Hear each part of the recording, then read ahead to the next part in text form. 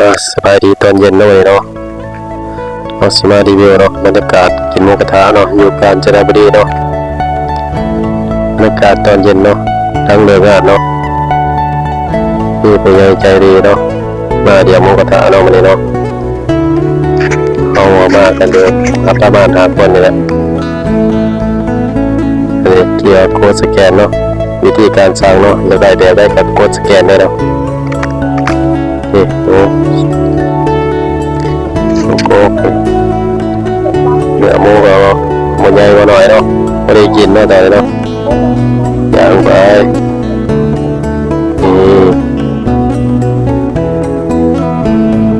ที่ว่าก็น่ากินเนาะหมูเนาะ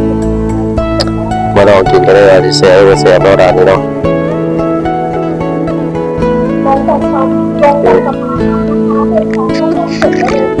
นม